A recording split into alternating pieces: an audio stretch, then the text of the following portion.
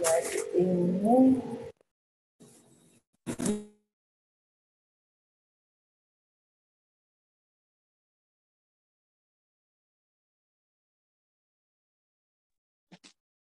Selamat sore untuk kita semua, Shalom. Terima kasih buat saudara-saudara dan teman-teman yang sudah bergabung bersama kami, God's Word Ministry, dalam Bible Study kita di hari ini. Terima kasih sudah join. Untuk teman-teman yang menonton lewat live Facebook, terima kasih sudah mau menonton Bible Study kami di hari ini.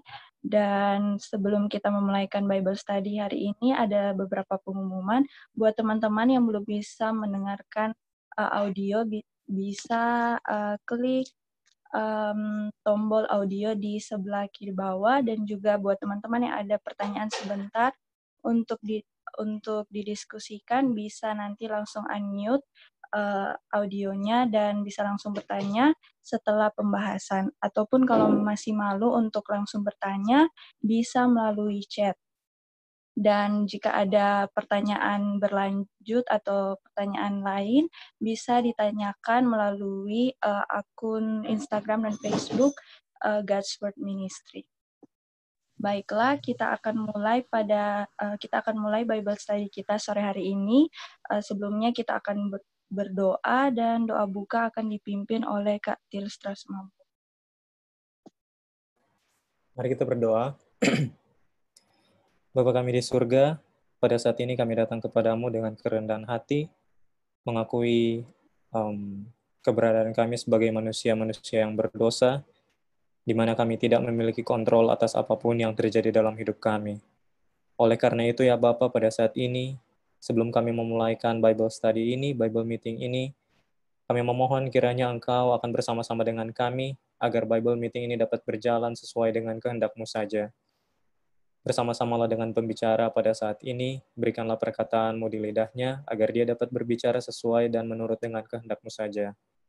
Tolong bersama-sama dengan jaringan kami yang kami gunakan, bersama-sama dengan perangkat yang kami gunakan, dan kiranya Bible Meeting pada saat ini hanya untuk kepujian dan kemuliaan bagi nama-Mu saja.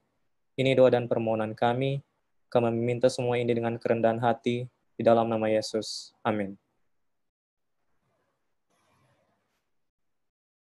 Baiklah, untuk selanjutnya saya serahkan kepada pembicara Saudari Iveta Inarai. Baik, selamat sore semuanya. Saya baru kali ini bergabung di God's Word Ministry, tapi semoga kedepannya gabung terus ya, karena ini saya anggap sebagai meeting perkenalan gitu ya, supaya bisa tahu siapa-siapa aja yang suka ikut God's Word Bible Meeting.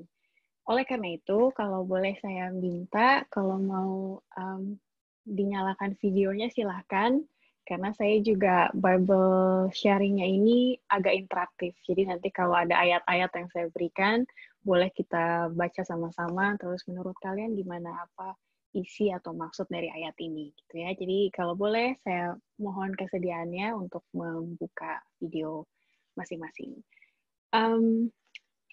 Cukup menarik jalan cerita mengapa saya sekarang yang dipercaya untuk membagikan firman Tuhan. Kalau boleh dengar Tilstra, bagaimana ceritanya sampai boleh, mungkin si Ivy aja gitu.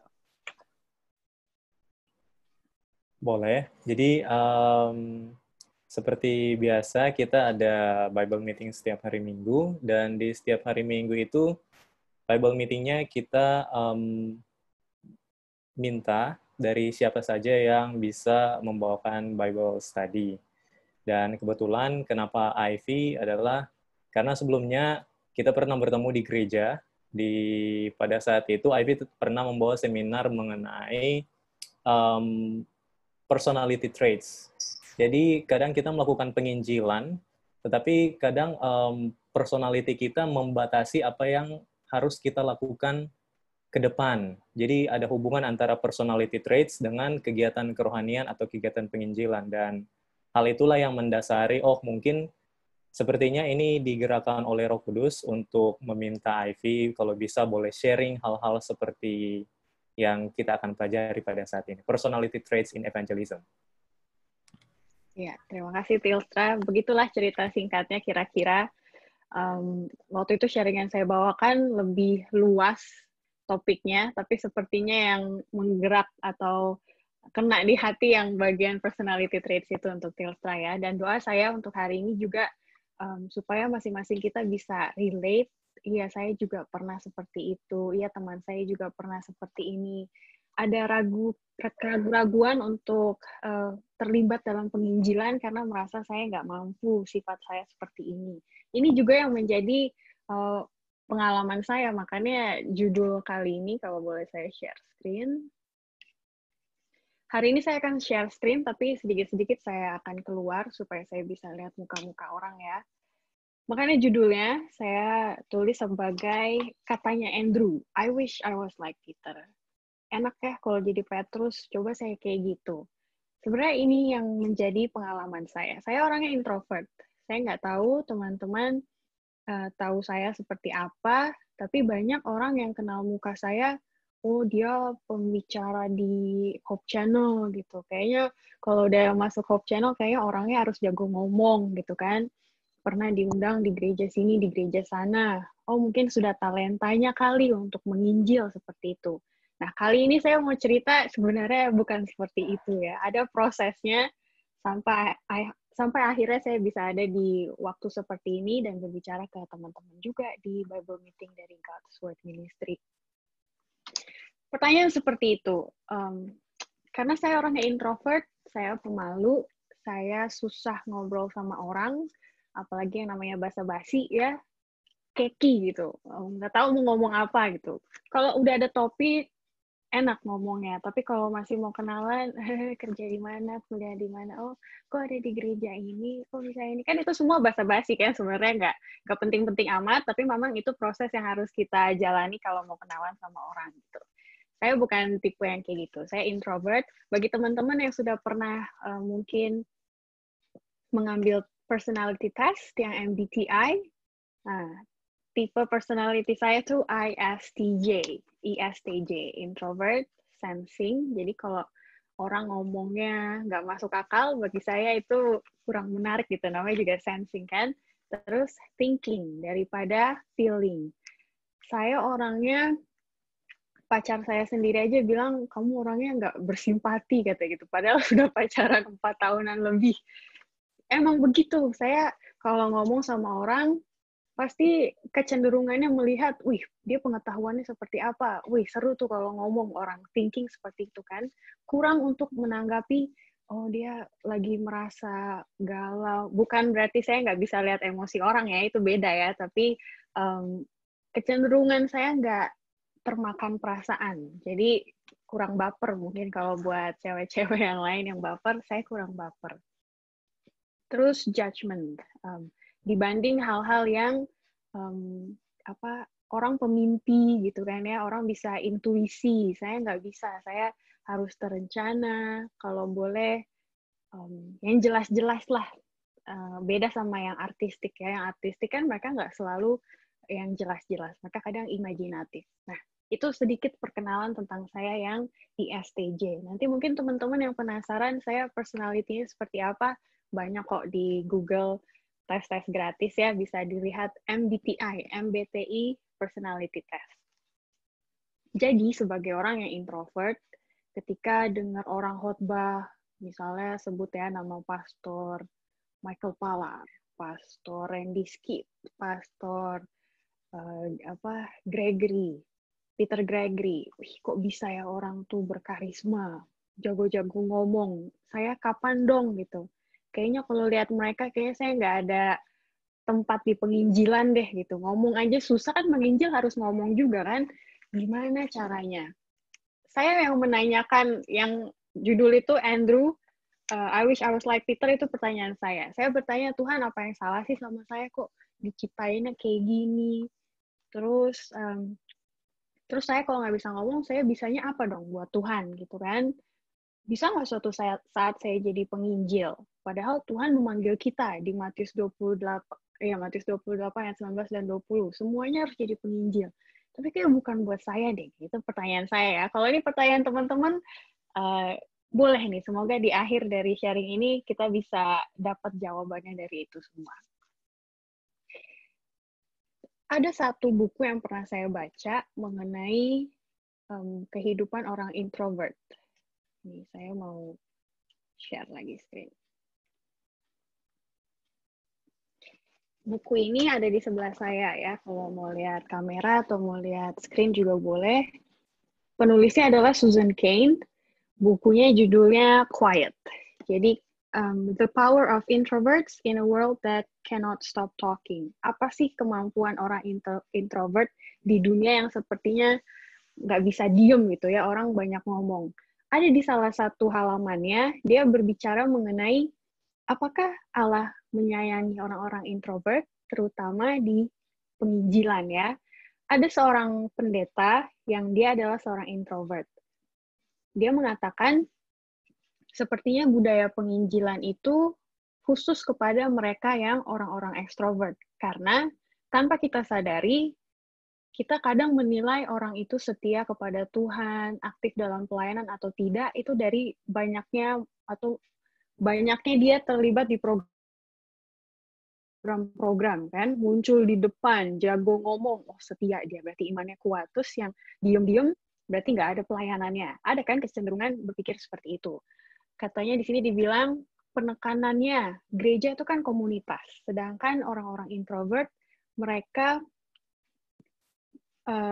bisa bersahabat dengan orang-orang, tapi mereka mendapatkan kenyamanan dan juga energi dari ketersendirian mereka. Kalau orang ekstrovert, dapat energi, jadi semangat kalau ketemu banyak orang, tapi kalau orang introvert, kebalikannya. Saya juga pengalaman kalau habis berbicara di PA, habis berbicara di sekolah sahabat, atau syuting di Hope Channel, itu energi saya habis gitu ya. Kalau orang lain masih bisa jalan-jalan ke mall, habis itu kalau saya pengennya pulang ke rumah, di kamar, sendiri aja. Nah, itulah sisi introvert saya. Gereja adalah sebuah komunitas, di sini ditulisnya. Maka orang-orang sepertinya expected, diminta untuk terlibat di banyak program, banyak acara, banyak meeting, dan kalau boleh, dengan banyak orang.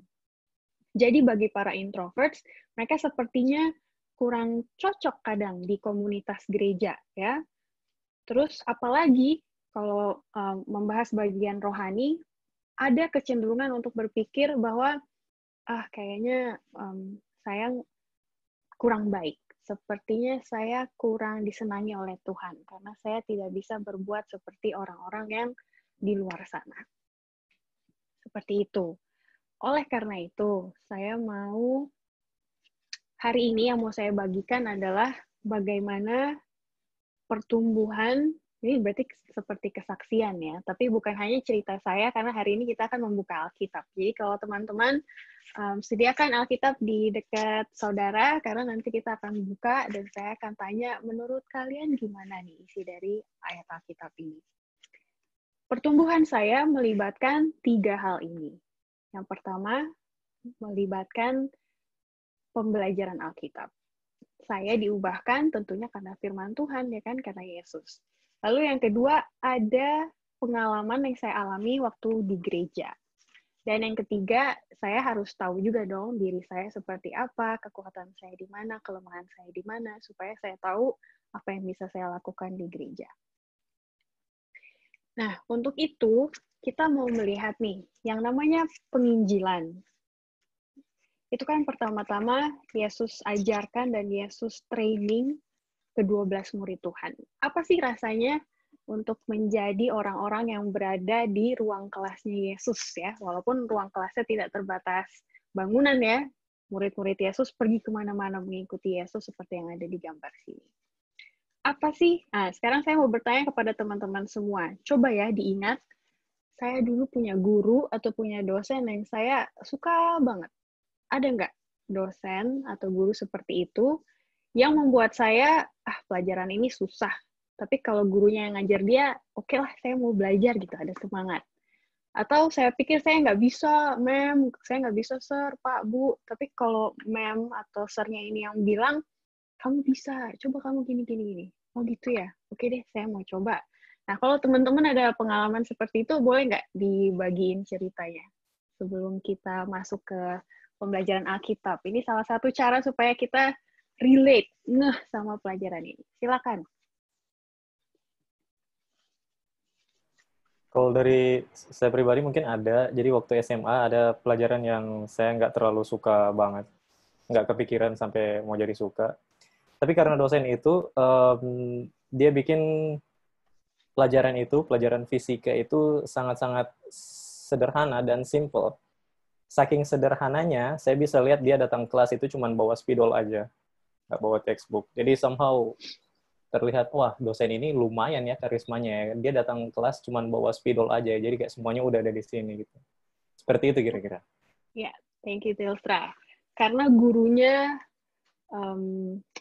bisa terlihat, saya bisa menghormati dia gitu sebagai orang ya, terlihat passion-nya. Jadi saya pengen juga seperti itu. Ada cerita yang lain? Satu lagi mungkin sebelum kita lanjut.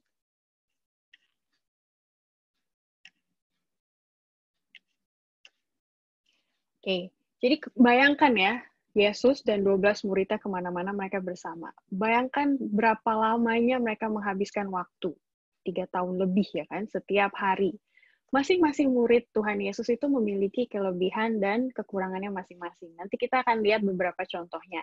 Tapi bagaimana ceritanya sampai akhirnya setelah Yesus mati, mereka bisa menjadi pemimpin-pemimpin di gereja mula-mula. Dengan keterbatasannya masing-masing, ya kan, menjadi penginjil. Sendiri nggak ada Yesus. Yesus cuma menjanjikan ada Roh Kudus gitu kan. Tapi Roh Kudus nggak bisa dilihat, berarti masing-masing dari mereka memiliki pengalaman pertumbuhan secara personality juga kan, sampai mereka bisa menjadi para penginjil. Sekarang kita mau lihat contoh dari murid yang pertama. Ada Petrus. Ini menarik nih. Petrus disebutnya the class clown. Bahasa Indonesianya apa ya?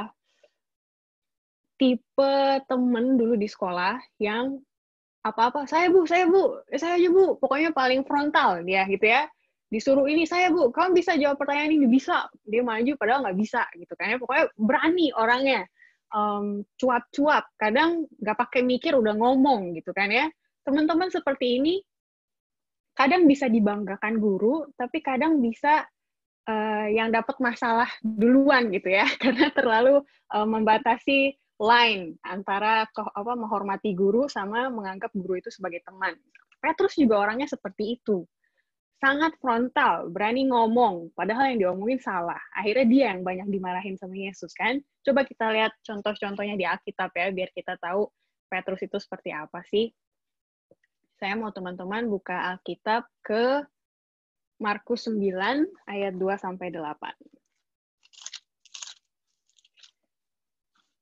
Markus 9 ayat 2-8. Ini waktu Yesus dimuliakan di atas gunung. Ada yang boleh baca ayat 4 sampai ayat 6.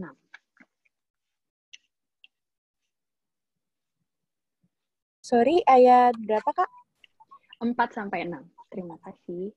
Oke. Markus 9 ayat 4-6. Maka nampaklah kepada mereka Elia bersama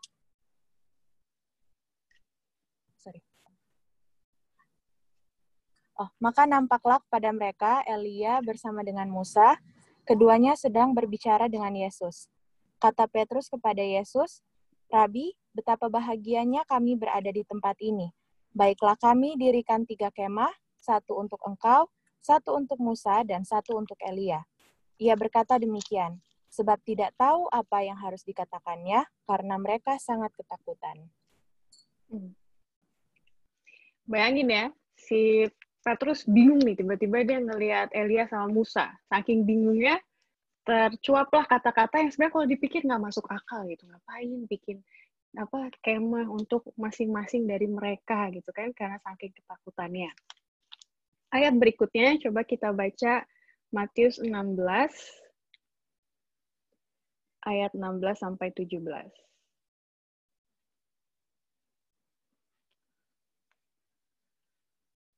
Matius 16 ayat 16 sampai 17. Boleh ada volunteer? Matius 16 ayat 16 sampai 17. Maka jawab Simon Petrus, "Engkau adalah Mesias, anak Allah yang hidup." Kata Yesus kepadanya, "Berbahagialah engkau Simon bin Yunus, sebab bukan manusia yang menyatakan itu kepadamu, melainkan Bapa-Ku yang di sorga."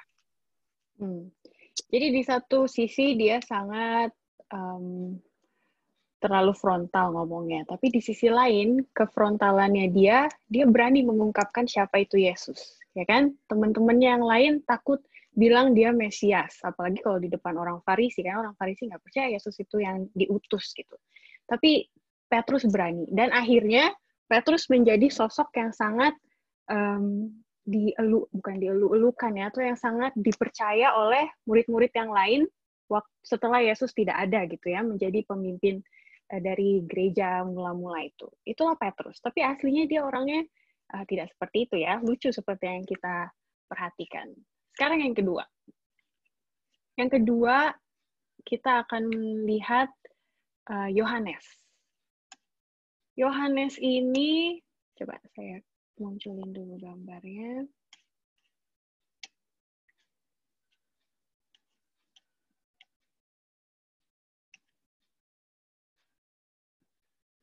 Saya coba-coba cari foto Yohanes, jadi Jesus and John, the Apostle. Banyak yang munculnya Yohanes selalu gitu kayak tiduran gitu di sebelah Yesus. Karena memang dia yang termasuk yang paling muda, ya kan?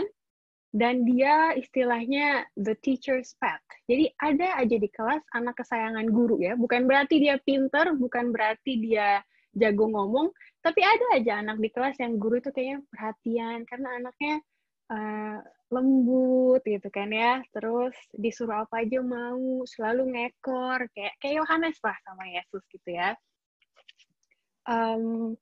Kita lihat ayat-ayatnya tentang Yohanes. Itu ada di Markus 3 ayat 17.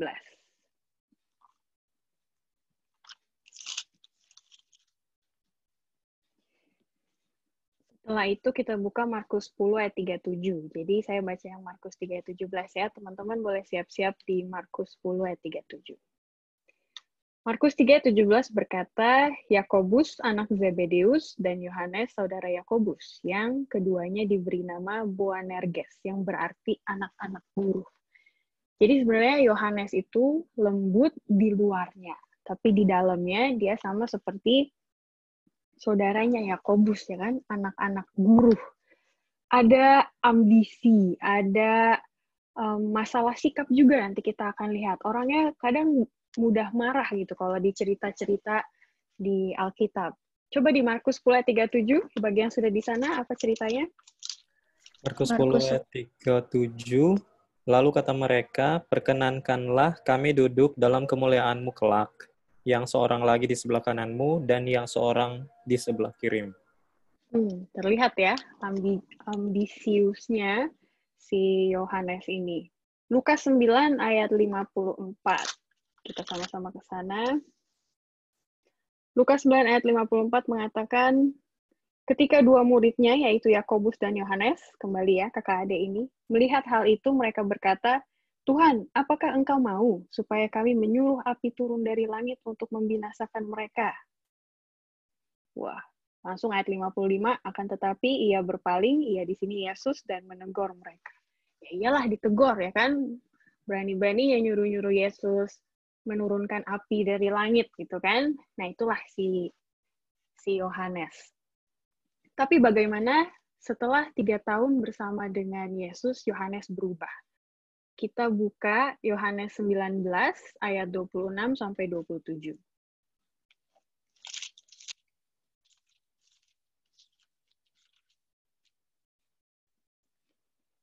Saya yang baca ya, Yohanes 19 ayat 26 sampai 27. Ketika Yesus melihat ibunya dan murid yang dikasihinya di sampingnya, berkatalah ia kepada ibunya, "Ibu, inilah anakmu."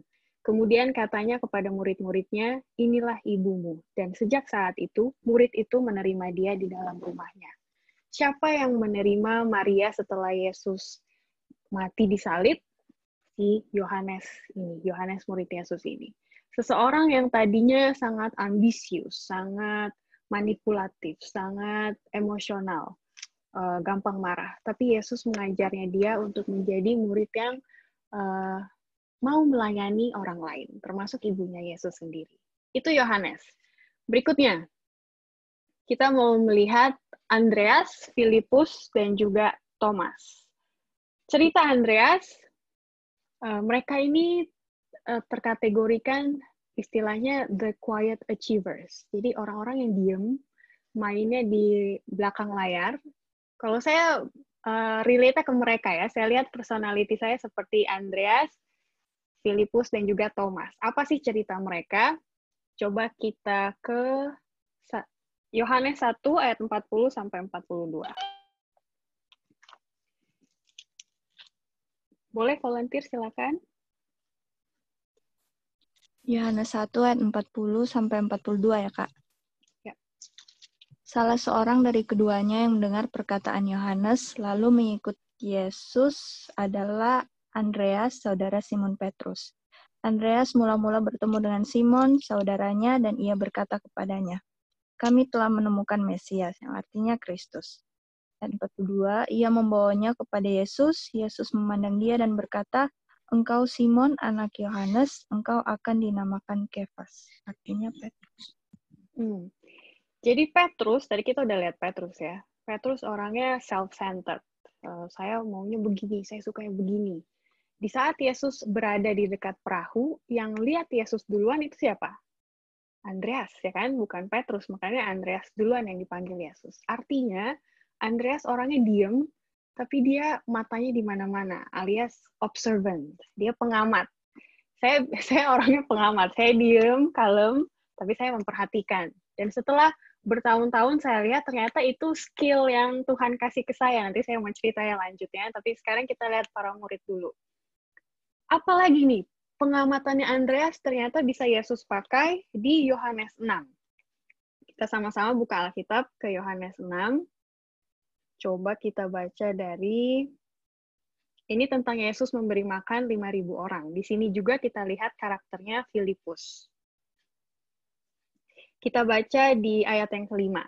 Ketika Yesus memandang sekelilingnya dan melihat bahwa orang banyak berbondong-bondong datang kepadanya, berkatalah ia kepada Filipus, "Di manakah kita akan membeli roti supaya mereka ini dapat makan?"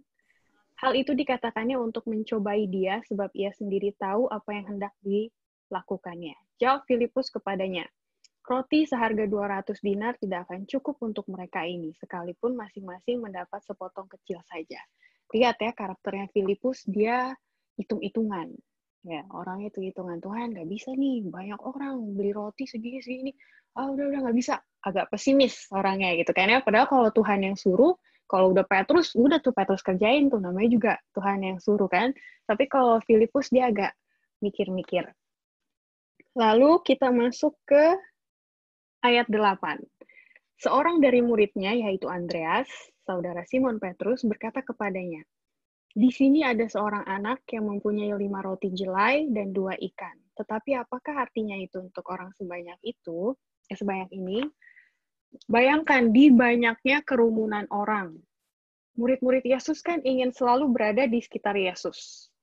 Bisa, ini imajinasi saya ya. Mungkin murid-murid Yesus kadang jadi kayak bodyguard Yesus juga kan. Yesus terkenal kan. Jadi mereka mengelilingi, misi, minggir, ada yang mau lewat gitu. Ini Yesus mau lewat sambil berkhotbah gitu ya kepada banyak orang.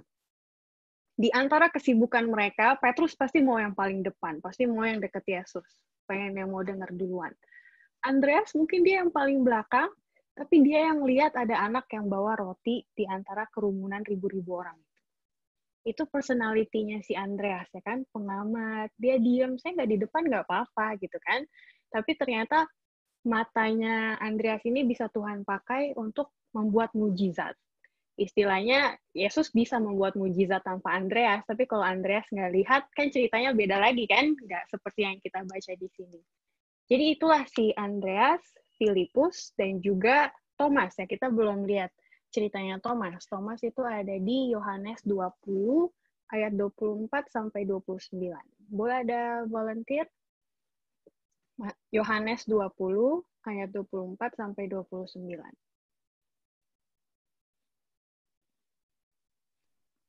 Yohanes 20 ayat 24 sampai 29, tetapi Thomas, seorang dari kedua 12 murid itu yang disebut Didimus, tidak ada bersama-sama mereka ketika Yesus datang ke situ. Maka kata murid-murid yang lain itu kepadanya, "Kami telah melihat Tuhan." Tetapi Thomas berkata kepada mereka, "Sebelum aku melihat bekas paku pada tangannya, dan sebelum aku mencucukkan jariku ke dalam bekas paku itu, dan mencucukkan tanganku ke dalam lambungnya, sekali-kali aku tidak akan percaya." 8 hari kemudian, murid-murid Yesus berada kembali di dalam rumah itu, dan Thomas bersama-sama dengan mereka. Sementara pintu-pintu terkunci, Yesus datang dan ia berdiri di tengah-tengah mereka dan berkata, "Damai sejahtera bagi kamu." Kemudian ia berkata kepada Thomas, "Taruhlah jarimu di sini dan lihatlah tanganku. Ulurkanlah tanganmu dan cucukkan ke dalam lambungku, dan jangan engkau tidak percaya lagi, melainkan percayalah." Thomas menjawab dia, "Ya Tuhanku dan Allahku." Ayat 29, kata Yesus kepadanya, "Karena engkau telah melihat aku, maka engkau percaya. Berbahagialah mereka yang tidak melihat namun percaya." Amin. Jadi si Thomas sebutannya kalau dalam bahasa Inggris, Thomas the Doubter. Dia orang, bukan doubter anak perempuan ya, doubt. Doubt, doubt, bahasa Indonesia ya. Kurang percaya. Orangnya yang, ya, begitu. Thomas nggak percaya sampai dia harus pegang dulu baru dia percaya. Padahal teman-teman murid-murid yang lain bilang, "Kami sudah melihat Yesus," gitu kan ya. Banyak di antara kita yang kadang orangnya slow learners. Maksudnya dia orangnya agak pelan dibanding yang lain kalau untuk nalar. Ada orang yang suka di belakang panggung. Tapi Yesus bisa menggunakan mereka untuk menjadi orang yang menceritakan Yesus itu seperti apa, gitu ya, termasuk Thomas. Ada lagi contoh-contoh lain, tapi saya mau secara cepat aja ya untuk beritahukannya. Nanti kalau teman-teman mau lebih banyak belajar tentang mereka, bisa dicari keywordnya Matthew atau siapa. Nih saya mau tunjukin beberapa. Jadi di kelasnya Yesus itu ada Petrus yang orangnya bold ya, dia berani selalu di depan, yang berani menurunkan kaki di air cuma Petrus ya kan, tapi dia jatuh juga. Jadi Yesus tahu nih kelemahan dan juga kekuatan murid-muridnya apa aja. Baru ada Yohanes yang selalu pengen nempel kayak kesayangan ya, sampai-sampai di lukisannya Da Vinci ya kan, Leonardo da Vinci yang Perjamuan Terakhir, karakternya si Yohanes nih dibilangnya lebih feminin gitu dari yang lain-lain.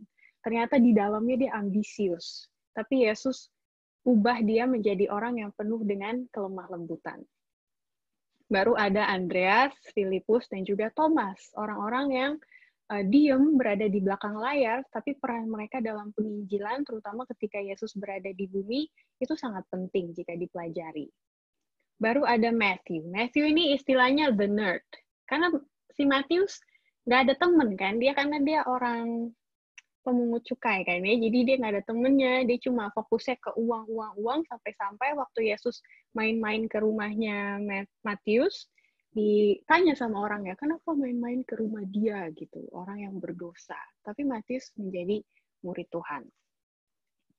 Lalu ada Yudas. Yudas istilahnya the gifted child, karena dia networking-nya bagus. Dia bisa masuk ke imam-imam loh, walaupun dengan niat bulus yang jahat gitu ya. Terus dia disukai oleh murid-murid yang lain, makanya tidak pernah mereka berpikir bahwa yang akan memberontak ini nanti si Yudas gitu. Yudas orangnya pinter, dia jago make a deal gitu ya, 30 keping untuk Yesus gitu. Itu dia, the gifted child. Lalu ada Nicodemus. Nicodemus istilahnya the mature age student. Jadi orang yang agak lebih tua. Jadi ini pelajaran Alkitab ini untuk semua umur. Mau saya muda, mau saya pendiam, mau saya berani, mau saya tua kayak Nicodemus. Tuhan punya space, Tuhan punya tempat bagi kita masing-masing di penginjilan. Nicodemus orangnya mungkin tidak secekatan yang muda-muda, tapi dia datang pelan-pelan di malam hari, dia mau ketemu Yesus. Dia orangnya berduit, ya kan? Dia orangnya berpengetahuan, tapi dia seperti kalau udah tua, saya nggak mau saingan sama yang muda gitu. Saya mau cari Yesus sendiri, tapi Yesus gunakan dia untuk kepujian namanya. Nah, itulah sedikit dari disciples, murid-murid dari Yesus. Jadi, poin pertama yang mau saya tekankan di sini adalah tadi kan di awal saya bertanya, apa ya yang salah sama saya sehingga personality saya seperti ini? Nggak ada yang salah, malah Tuhan ciptakan kita beda-beda untuk melengkapi satu sama lain, ya kan? Bayangkan kalau semua murid Yesus kayak Petrus, bisa berantem kali kalau setiap ketemu Farisi, ya kan? Petrus yang berani tuh. Dia kan yang putusin kuping dari tentara Roma waktu di taman itu. Tapi tidak semuanya seperti Petrus. Ada karakter-karakter yang lain yang bisa melengkapi satu sama lain. Jadi boleh kita mulai buka pikiran, oh Tuhan berarti saya role-nya apa gitu ya. Sekarang masuk ke berikutnya. Jadi waktu saya mempelajari peran dari murid-murid Yesus ini, saya jadi semangat untuk melayani Tuhan. Berarti ada role, ada peran saya di penginjilan. Lalu apalagi yang membuat saya bertumbuh dalam personality saya. Nah, bagian yang kedua ini yang mau saya share.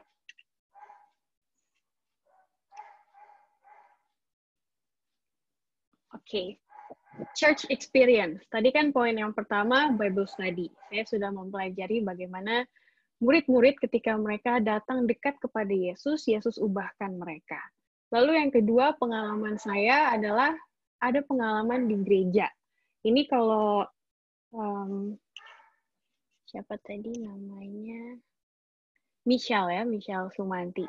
Dulu saya satu gereja sama Kak Nei, sama suaminya, dan juga sama Kak Elvis. Tapi Kak Elvis sebelum saya, jadi waktu Kak Elvis pulang ke Jakarta, baru saya masuk ke gereja ini.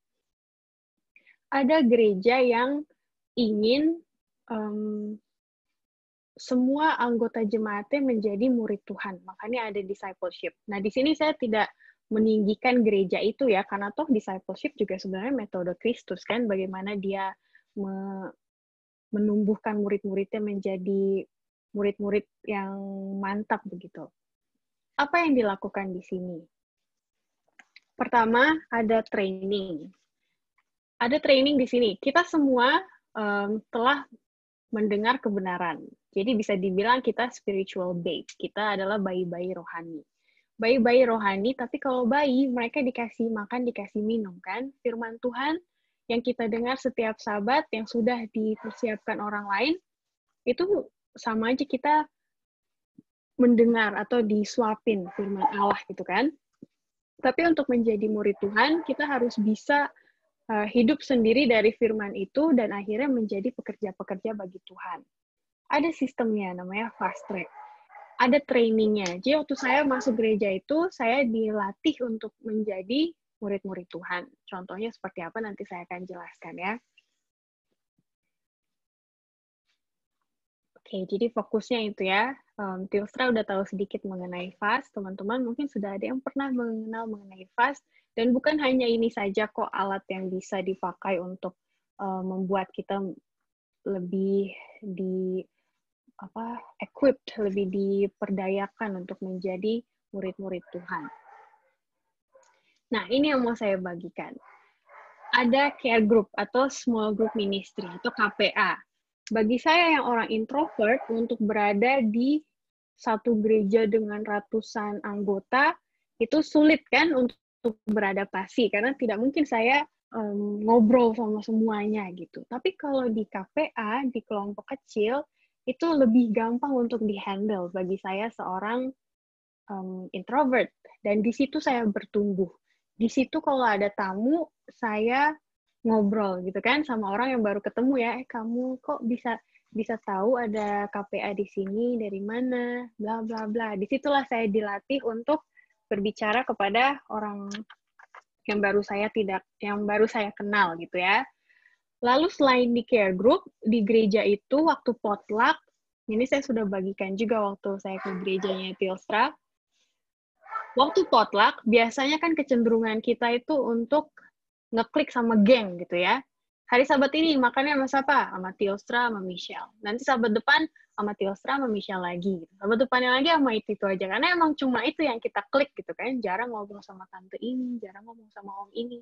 Tapi di gereja itu penatuannya bilang sama kita-kita yang masih muda ya, kita ada 7 minutes rule. Ada peraturan 7 menit. Artinya setiap 7 menit ganti orang gitu, ngomong ke orang yang lain. Apakah itu anggota atau apakah itu tamu? Tapi disarankan yang tamu ya. Jadi ya itu sambil makan, nanti penatuannya udah kode-kode mata gitu ya. Ganti gitu. Ya udah, jadi ganti orang, "Hi, how are you?" gitu kan. "Gimana makanannya? Enak. Pernah coba ini ya?" Biasalah basa-basi kan, tapi emang dari situ kita belajar untuk ngomong ke orang lain. Nah, terus sudah 1 tahun, 2 tahun saya di gereja itu, di KPA-nya ditanya, "Ivy, kamu mau belajar jadi apa nih? Mau jadi leader, atau mau jadi carer, atau mau jadi apa?" gitu. Mau jadi leader, saya pikir, enggak, belum mampu gitu kan. Terus carer apa? Nah, carer ini sebenarnya perannya bertentangan dengan personality saya. Karena sebagai carer, kita harus melihat kebutuhan masing-masing tamu itu apa gitu. Oh, tadi dia waktu dikasih pembelajaran tentang firman Allah, dia kurang ngerti di bagian ini. Sedangkan saya kan bukan nggak peduli, kurang peduli sama orang. Saya pedulinya sama tugas. Saya kalau dikasih tugas, saya kerjain. Jadi kalau disuruh pilih, Ivy mau ketemu orang, suruh ngobrol sama orang, atau suruh kerjain tugas, saya lebih pilih kerjain tugas. Tapi kan ada orang yang, mending gue ngobrol sama orang gitu daripada gue kerjain tugas. Nah, tapi saya ditantang dari leader dari KPA ini. Ivy mau nggak jadi carer? Supaya kamu belajar bagaimana mengenal orang. Supaya kamu tahu orang yang kelihatan di luar itu sebenarnya di dalamnya lagi bergumul apa. Nah, itu kan perlu pengalaman dan perlu mata observant ya. Nah, di situ saya belajar ternyata hal-hal yang orang lain miss itu saya perhatikan. Jadi ternyata skill itu bisa digunakan sebagai carer gitu kan ya. Akhirnya setelah saya jadi carer selama beberapa lama, terus saya dipercayakan menjadi, ini saya stop share aja biar saya bisa lihat muka. Setelah carer, saya dipercayakan jadi ushering team leader. Artinya, kalau ada KKR, kan pasti ada tim usher kan di depan, dengan meja, dengan meja pendaftarannya. Jadi, saya yang manage pendaftaran itu, terus nanti, nah, di situ tantangannya. Berarti saya KKR banyak dari KPA. Nah, itu tantangan. Nah, di situ saya yang tangani, ketemu sama orang, say hi. Setelah ini kita ada pembelajaran Alkitab ini, habis ini kita makan, bla bla bla gitu. Di situ saya belajar untuk ngomong sama orang, karena pas saya berada di meja pendaftaran, jadi orang ingetnya muka saya ya kan, muka pertama yang mereka temui di waktu masuk gedung itu. Dan besok-besoknya, mereka pasti say hi ke saya. Nah, kalau udah di say hi, saya kagok nih. Maksudnya saya pikir kemarin aja ngobrol, ya ternyata hari ini juga mereka mau ngobrol sama saya.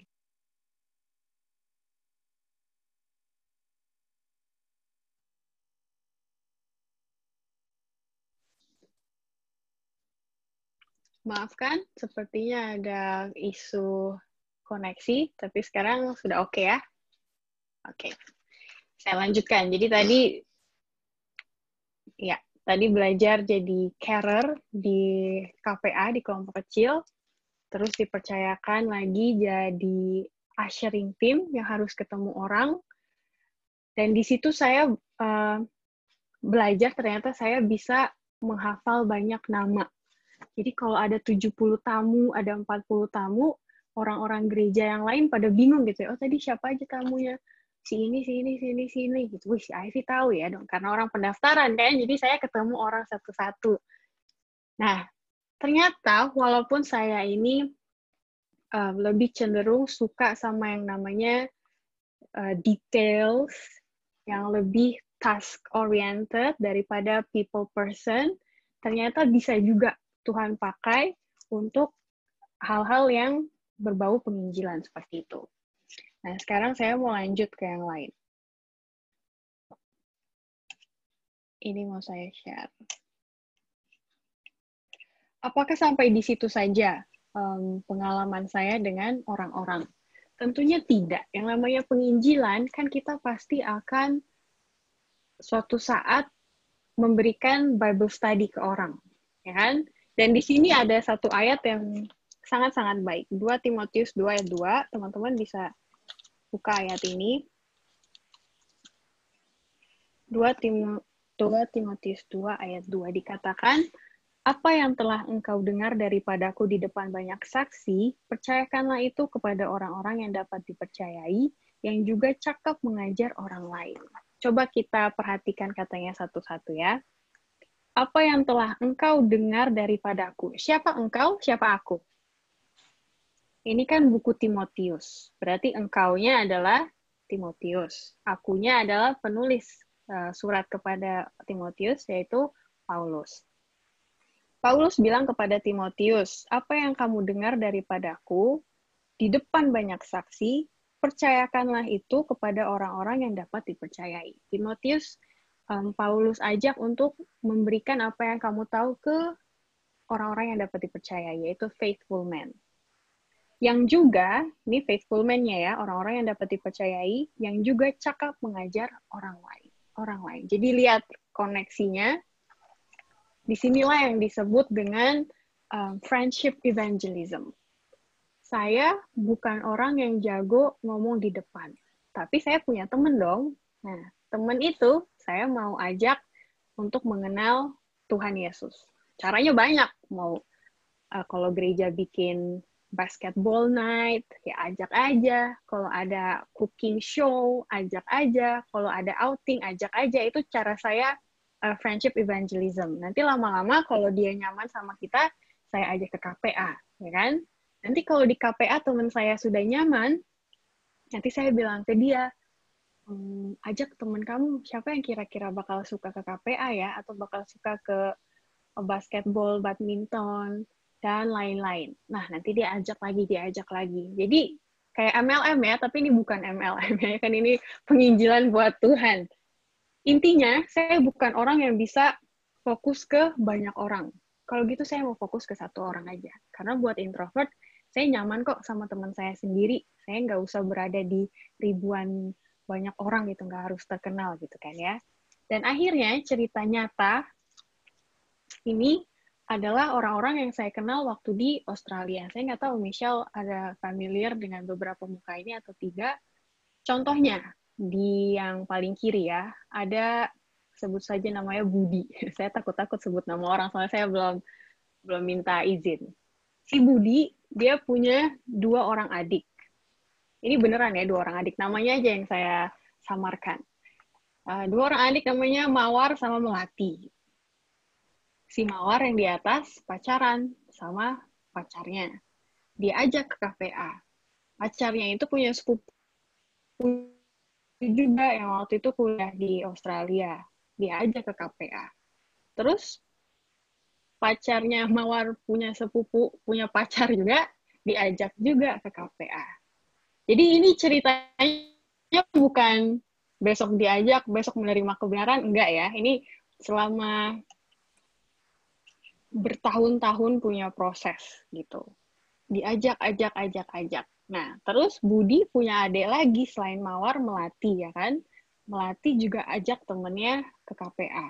Melati ini agak stubborn, dia lama dia menerima kebenaran, sekitar mungkin 4 tahun kali setelah kakaknya masuk gereja, baru dia mulai terpanggil lah. Dan akhirnya semuanya ini masuk ke kebenaran ya, menerima kebenaran dan percaya kepada Yesus. Tapi di antara semuanya ini yang masih di gereja semuanya kecuali 2. Nah, itulah tantangan kita. Itu soal berikutnya yang nggak akan saya bahas di sini, tapi intinya friendship evangelism. Orang yang kita kenal itu yang kita bawa ke Tuhan. Nah, jadi kalau boleh disimpulkan, sebenarnya dalam menjadi disciple, menjadi murid Tuhan, ada 4 fondasi, ada 4 dasar. Yang pertama tadi saya sudah jelaskan Word of God. Tentu kita harus Bible study, karena di 1 Korintus bilang, by beholding we become changed. I see bagaimana dari introvert kok bisa nih punya semangat yang berkobar-kobar untuk menginjil. Karena saya belajar banyak dari murid-murid Tuhan Yesus. Tentunya saya belajar banyak dari Yesus, bagaimana dia mengajar orang-orang dengan personality yang berbeda untuk menjadi para penjala ikan, gitu kan. Penjala manusia maksudnya semuanya. Itu pertama, Word of God. Terus yang kedua, Ivy karena seorang introvert, tentunya perlu orang lain untuk ngajak. Orang lain ngajak untuk dilatih, ada training. Ya kan, tadi saya sudah sebut secara singkat ada fast, ada gereja yang mempunyai struktur yang baik demi discipleship. Baru ada accountability. Accountability itu yang saya maksud adalah KPA tadi. Bahwa saya tidak sendiri, ada teman-teman yang lain kok di KPA dalam kita membawa jiwa kepada Yesus gitu kan. Kalau saya merasa saya lagi, nggak bisa, nervous, atau introvert saya nih yang bikin saya susah mau maju, nggak apa-apa, ada teman-teman yang lain untuk bantu saya. Waktu itu saya jadi carer, waktu itu saya jadi usher leading team. Nah, tidak sampai di situ juga, karena Tuhan mau kita untuk one-on-one kepada orang lain. Kita ajak mereka kepada Tuhan.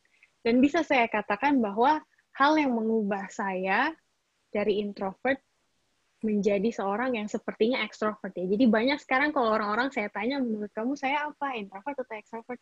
Ya ekstrovert lah, orang Ivy yang sapa saya duluan, orang Ivy yang tadi ngomong di depan gitu kan. Mereka nggak tahu kalau saya sebenarnya introvert. Hal yang mengubah saya adalah ketika saya one-on-one kepada orang lain. Di situ saya belajar kan orang seperti apa. Saya belajar harus terbuka kepada orang lain. Jadi ada orang yang mengatakan bahwa penginjilan itu seperti investing yourself in someone else's life. Menginvestasikan diri di kehidupan orang lain. Karena apa yang saya rasakan, saya cerita, pengalaman saya sama Yesus, apa yang saya percaya, ya kan, semuanya saya share. Jadi masuk ke konklusi. Ini yang terakhir ya. Jadi bagaimana ceritanya Ivy yang kayak Andreas, ya kan, yang quiet, yang sukanya main di belakang, bukan ngomongin orang dari belakang ya, tapi maksudnya melakukan peran dari belakang layar, bisa menjadi Tuhan, bisa Yesus ubahkan untuk menjadi penginjil yang berada di depan. Yang pertama tentu firman-Nya. Hanya Yesus yang bisa mengubah kita, ya kan? Tiap hari, spend time with Jesus. Kayak murid-muridnya, setiap hari menghabiskan waktu bersama Yesus, akhirnya menjadi orang-orang yang murid-murid Tuhan yang terkenal gitu. Terus yang kedua, harus ada pengalaman di gereja. Walaupun saya orangnya pendiam, tapi ternyata saya bisa mengamati. Walaupun saya orangnya cenderung tidak ingin berada di depan banyak orang, tapi saya orangnya suka detail, ya kan? Ini semuanya saya belajar di gereja. Jadi ketika saya mau ngomong sama orang lain, saya anggap itu sebagai tugas. Waktu saya masuk ke gereja, di otak saya, hari ini saya mau ngomong sama ini, sama ini, sama ini, sama ini. Itu tugas saya. Karena sebagai orang introvert, tidak natural bagi saya untuk datang ke orang ngomong. Tapi kalau saya bikin tugas, saya pasti lakukan dan di situ saya belajar. Itu mungkin salah satu tips kalau mau dicoba ya. Dan yang ketiga tentunya kita harus tahu kita siapa. Kelemahan kita di mana, kekurangan kita di mana. Yang kekurangan kita tantang, kita belajar, jadi carer, jadi usher leader. Jadi nggak perlu orang di gereja, saya cuma jago IT, jadi dari tahun ke tahun cuma sama komputer doang gitu. Kan nggak juga kan, nggak harus manage slides. Bisa tahun depan saya mau coba jadi ini, pelan-pelan. Saya mau coba jadi usher yang di depan pintu jemaat, bilang selamat pagi, selamat sahabat, silakan masuk. Biasanya kalau kita sapa orang duluan, nanti sebelum orang itu pulang, kadang dia suka cari kita gitu. Karena kita yang udah sapa dia masuk ke gereja ya kan. Nah di situ kesempatan buat ngobrol. Nanti di potluck, karena kita yang sudah sapa tamu, waktu potluck kita bisa sapa dia. Jadi gimana tadi khotbahnya gitu. Oh iya baik kok, belajar apa tadi khotbahnya, gini. Nah itu semua proses ya, dari 3 hal ini. Nah, jadi judulnya kalau boleh saya mau ganti nih di akhir dari Bible study kita. Waktu saya kasih tahu judul Andrew, I wish I was like Peter, Silstra bilang itu kayak clickbait, ya kan? Wah, ini clickbait nih katanya biar orang menarik ya. Iya, tapi sebenarnya yang mendasari ini adalah si Ivy mau bilang, I wish to be like Jesus. Saya nggak tahu Yesus itu introvert atau extrovert. Orang bilang ada dua-duanya, karena Yesus suka berada di keramaian orang, dan Yesus punya hati buat orang, tapi di satu sisi dia suka saat teduh juga, ya kan? Berdoa di pagi-pagi hari, bersama Bapaknya. Kita tidak mau mengkotak-kotakan Yesus ya, karena kita tahu Yesus itu ideal, sempurna, apa adanya dia seperti itu. Walaupun dia suka ngomong di depan orang banyak, tapi dia bisa tahu hati orang juga. Satu hal yang saya kekurangan di bagian situ. Jadi mau orang lihat Ivy di depan, pimpin Bible study di Hope Channel, semoga bukan Ivy-nya yang dilihat, sebenarnya doa saya. Semoga apapun yang kita lakukan, mereka bisa melihat Yesus gitu dalam kekurangan atau kelemahan saya. I wish to be like Jesus. Semoga ini bisa menjadi semangat bagi sahabat orang muda, ataupun ada orang tua yang mengikuti juga, yang saya hormati. Apapun personality kita punya tempat dalam penginjilan. Karena murid-murid Tuhan pun dengan segala perbedaan mereka Tuhan pakai dalam penginjilan. Caranya seperti apa? Tanya ke diri sendiri. Tuhan, saya bisanya apa? Saya nggak bisa ini, tapi saya mau coba sedikit sahabat depan. Mungkin ngomong ke tante itu, mungkin ngomong ke om itu, kalau misalnya kita introvert. Kalau extrovert, mungkin saya biasanya seneng di banyak orang gitu, tapi kali ini sahabat depan saya mau ngomong heart to heart sama satu orang. Biasanya orang extrovert susah untuk hal itu, tapi coba tantang diri sendiri untuk bisa menjadi seperti Yesus, karena toh ujung-ujungnya kita mau panggil orang untuk mengikuti Yesus. Seperti itu. Ini akhir dari Bible study kita hari ini. Saya akan stop. Terus bagaimana kita mau Q&A? Terima kasih Kak Iveta. Untuk sekarang kita akan lanjut ke diskusi. Buat teman-teman atau saudara-saudara yang mempunyai pertanyaan untuk ditanyakan kepada speaker atau untuk ditanyakan umum, kita bisa diskusikan bersama-sama. Dipersilakan untuk unmute, langsung ditanyakan, ataupun kalau masih malu bisa langsung chat di co-host atau host yang ada. Mungkin ada dari teman-teman yang sudah mau bertanya sekarang, dipersilakan.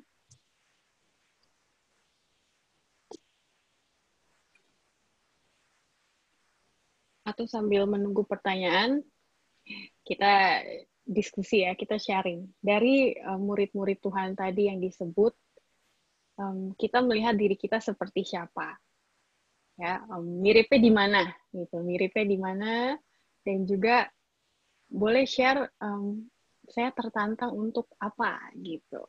Jadi pertama saya miripnya sama murid Tuhan Yesus yang ini. Yang kedua, setelah mendengar cerita-cerita murid-murid Tuhan Yesus atau cerita saya hari ini, saya tertantang untuk ngapain gitu. Silakan.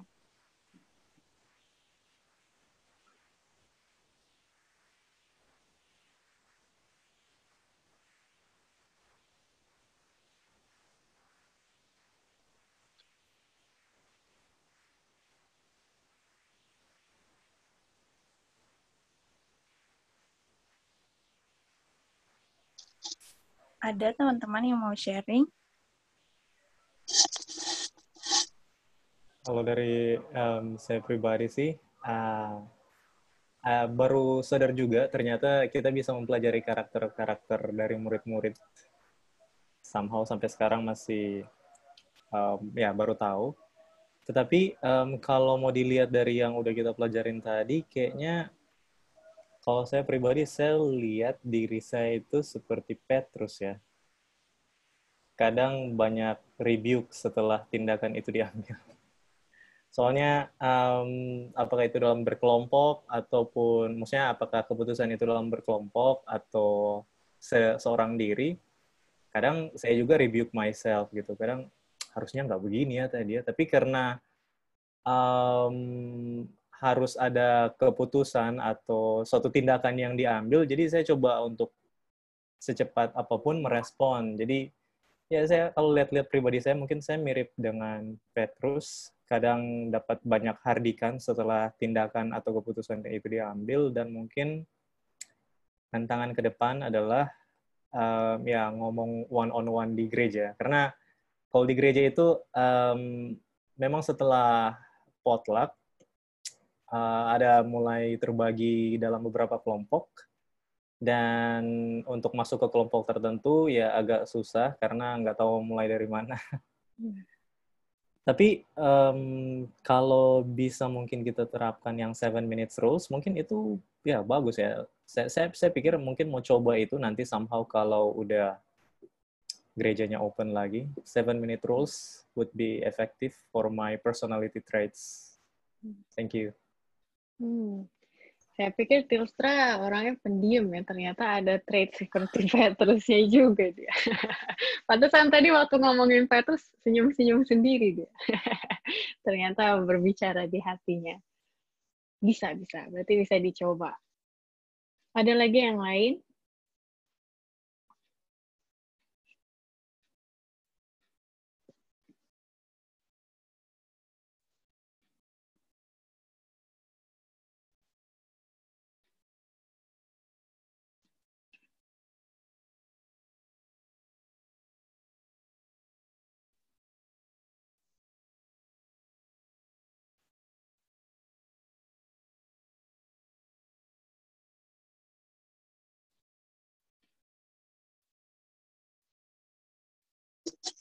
Adakah teman-teman yang lain yang ingin sharing?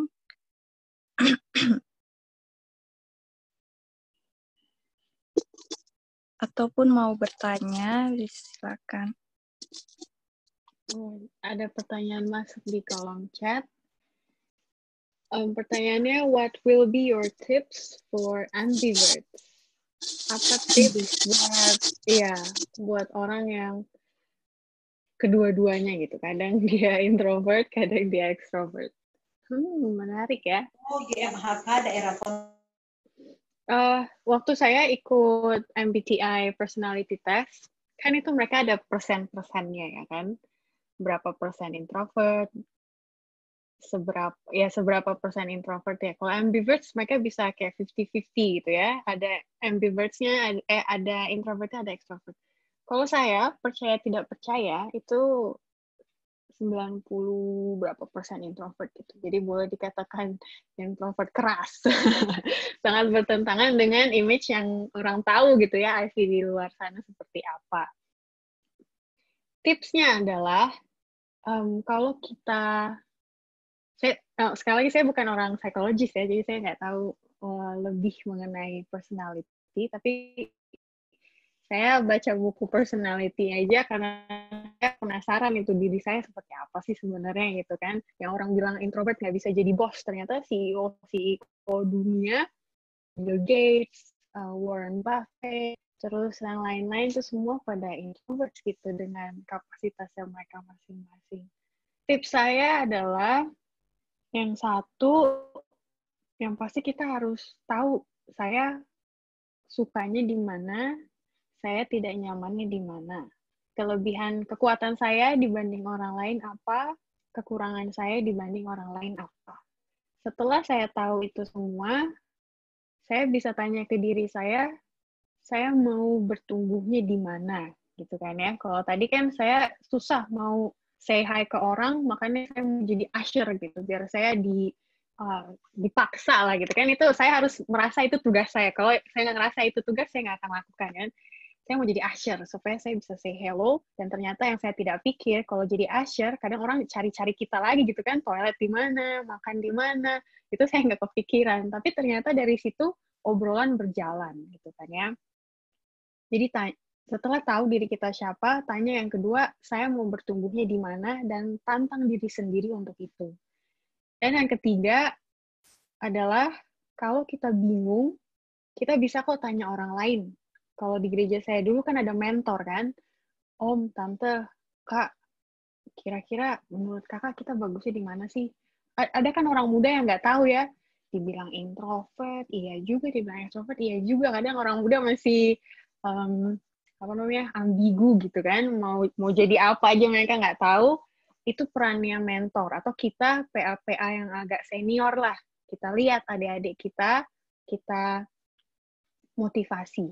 Karena orang seperti saya untuk mulai sendiri itu jarang, dan kalau boleh dibilang nol gitu. Tapi kalau orang suruh atau orang ajak, itu baru saya melangkah gitu kan ya. Kadang saya perlu orang-orang kayak gitu. Jadi berdoa. Jadi untuk ambiverts,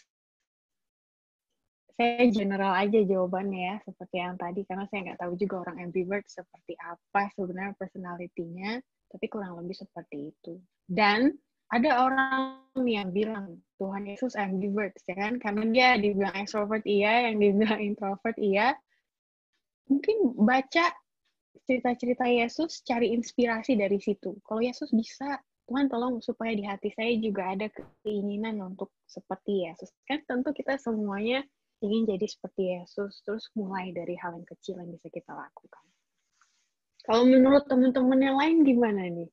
Untuk ambiverts, atau untuk orang muda, remaja yang masih nggak tahu saya seperti apa sih sebenarnya, apa yang bisa kita katakan ke mereka gitu, supaya mereka termotivasi untuk penginjilan. Boleh dengar pendapatnya?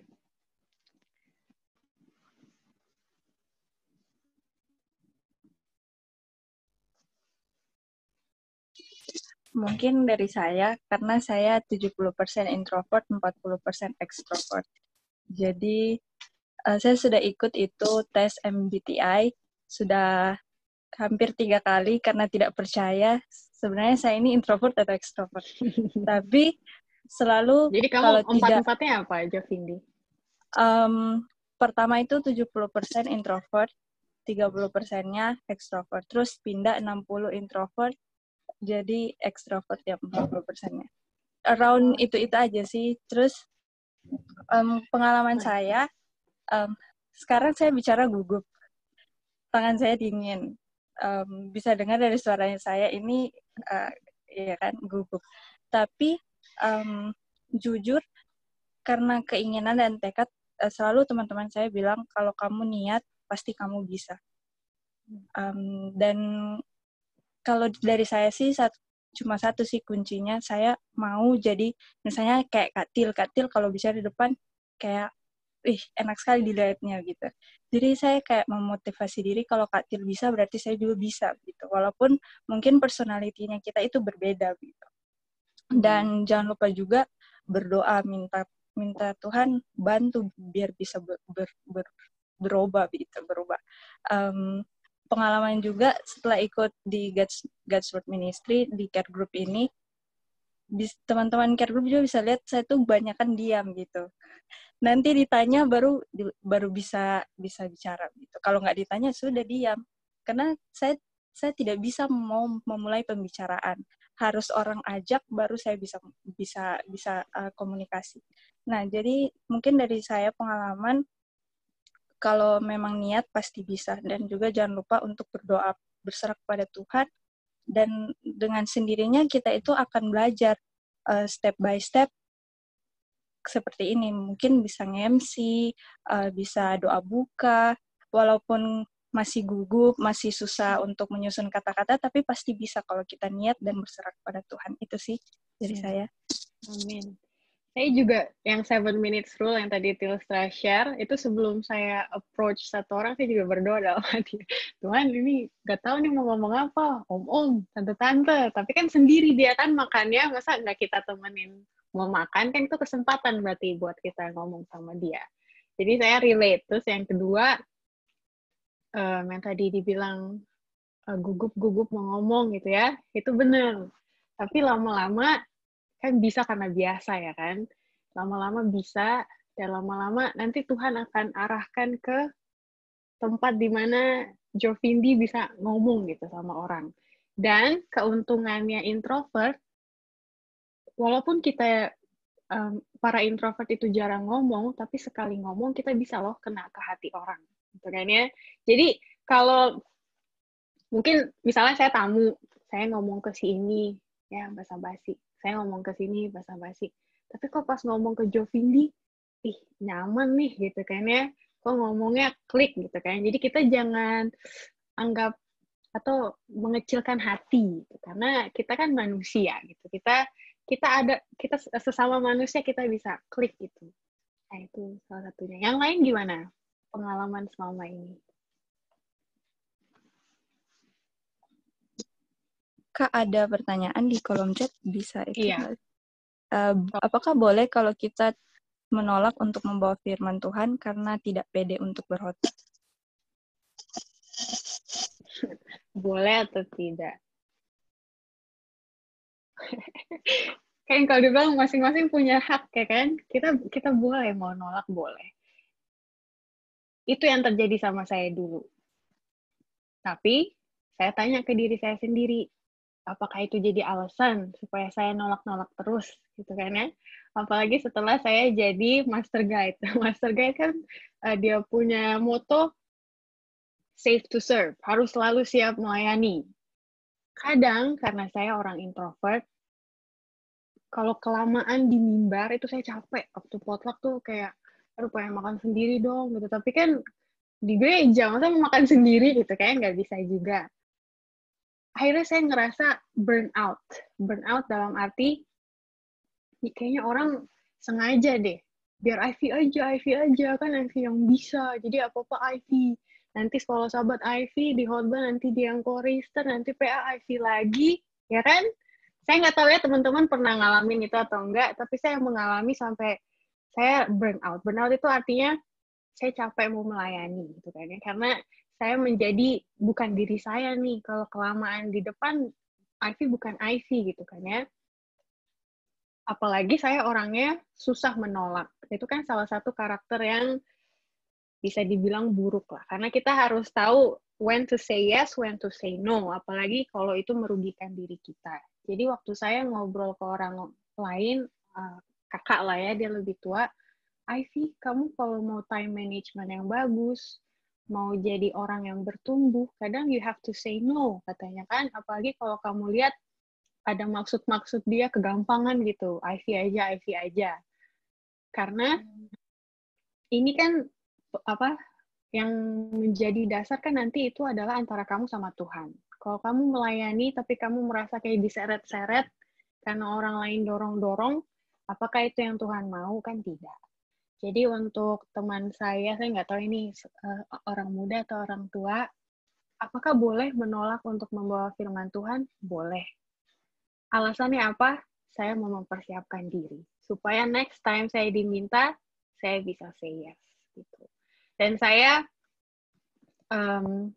setiap diajak sharing di God's Word Ministry atau di gereja, khotbah, di Hope Channel, itu saya berdoa, saya bilang, Tuhan, saya mau tampil nih di depan. Jangan sampai apa yang saya katakan bertolak belakang sama kehidupan saya, ya kan? Jadi, satu alasan saya nggak tolak permintaan, supaya iman saya,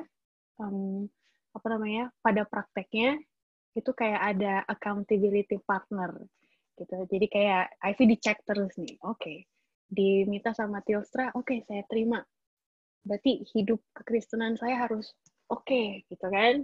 Nanti di sini dipanggil, oke, saya terima. Berarti minggu ini saya harus tambah rajin belajar Alkitab, gitu. Ada kan orang yang nolak-nolak karena merasa saya belum sempurna ya. Saya juga belum sempurna, maksudnya saya nggak mampu.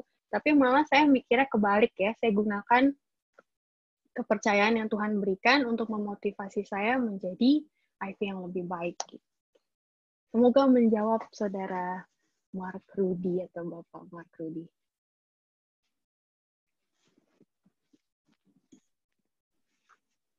Oke, kalau masih ada pertanyaan, masih Pesan Andreas Betah. Iya. Ini. Ipeta Irana Inarai. Tahu? Yang dibilang tadi. ada yang mau bertanya?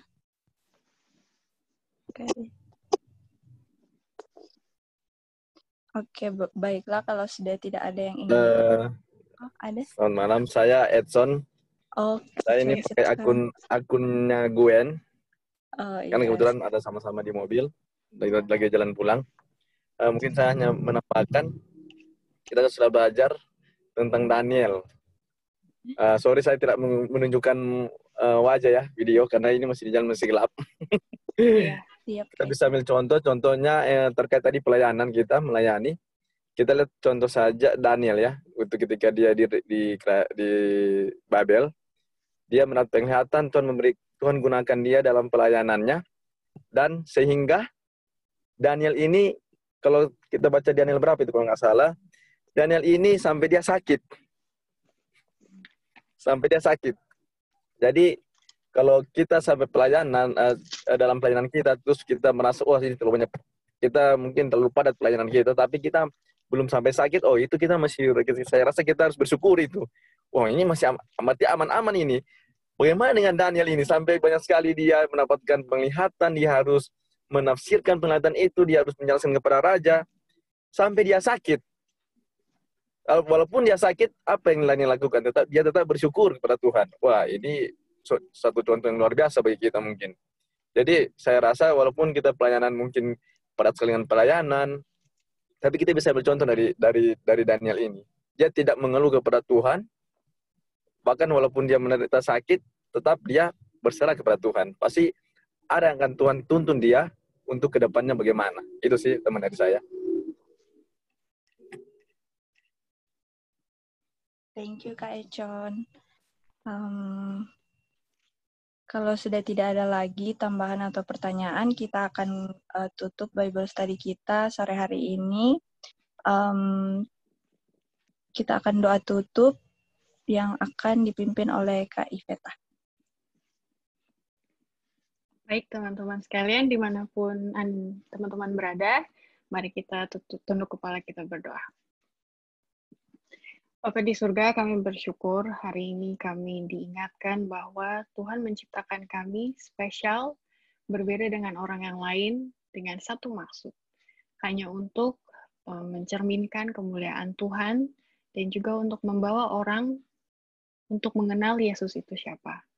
Ya Bapa, kami tahu kami banyak kekurangan, kami banyak alasan, tapi biarlah dalam setiap kali kami mempelajari firman Tuhan, dalam setiap kali kami melayani, bertemu dengan orang-orang, ke gereja, kami boleh diingatkan bahwa kami adalah sebagai perpanjangan tangan Tuhan. Ya Tuhan, mampukan kami, apakah dari hal-hal yang kecil, apakah dari training-training yang ada di gereja, ataupun dari percakapan dengan sahabat-sahabat kami, agar kami boleh bertumbuh menjadi orang yang lebih mirip seperti Yesus. Ya Tuhan, mampukan kami untuk untuk menjawab panggilan Tuhan, untuk menjadi murid-murid Tuhan dalam kapasitas kami masing-masing.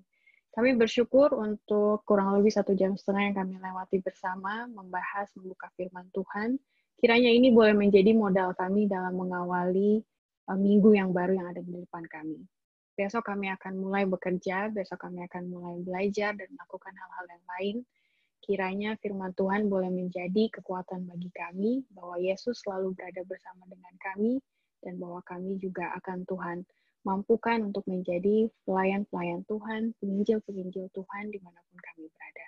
Berkatilah masing-masing kami yang ada di tempat ini dalam setiap pergumulan, suka duka kami. Kiranya nama Tuhan boleh dimuliakan dalam kehidupan kami. Di dalam nama Yesus kami berdoa. Amin. Terima kasih Kak Iveta Inara yang sudah membawakan materi kita di sore hari ini, dan juga terima kasih buat teman-teman, saudara-saudara yang sudah bergabung dengan Bible Study kami dengan God's Word Ministry, dan kami masih mengundang saudara-saudara untuk hadir lagi di Bible Study Meeting kita dalam minggu ini dan juga minggu depan hari Minggu di jam yang sama.